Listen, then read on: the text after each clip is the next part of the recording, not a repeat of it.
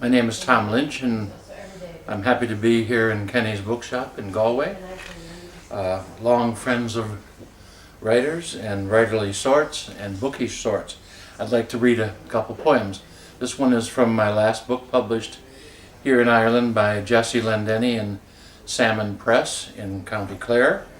It's a book called The Sin Eater, and it's a breviary. The Sin Eater is a character that has haunted my poetry since I first started publishing books. And his name is Argyle for our guilt, and because it's the only reliably Scottish thing I know, the socks and everything. And Argyle travels around these islands and headlands and far places in the west, consuming bread and drinking beer, and in doing so he does it over corpses, and in doing so he takes unto himself the sin, the perdition, the punishment for sins of the deceased. For this he charges sixpence, which is cheaper than the church, which is a source of trouble.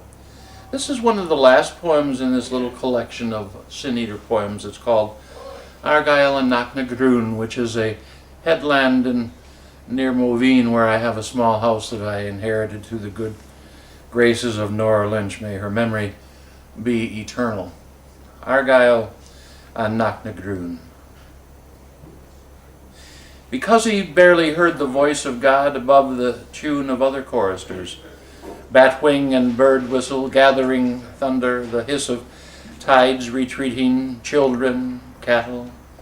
Because he could not readily discern the plan whoever is in charge here has, he wondered about those who claimed to have blessed assurances or certainty, a one and only way and truth and life, as if whatever breathes in everything mightn't speak in every wondrous tongue, as if of all creations only one made any sense. That made no sense to him.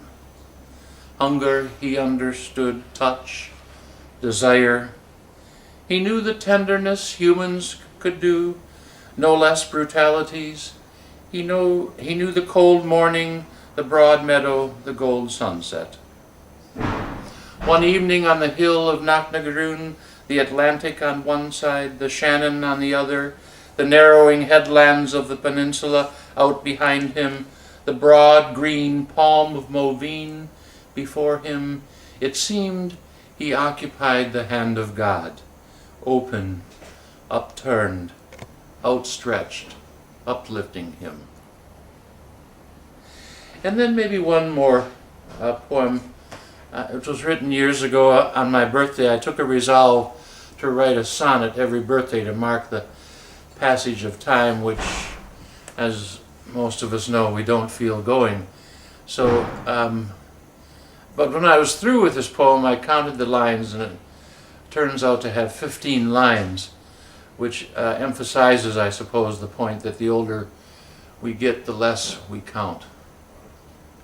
So this is called Refusing at 52 to Write Sonnets. It came to him that he could nearly count how many Octobers he had left to him in increments of 10 or say 11, thus 63, 74, 85.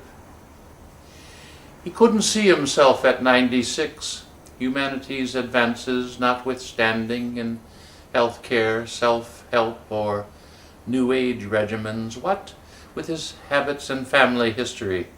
The end, he thought, is nearer than you think. The future thus confined to its contingencies. The present moment opens like a gift.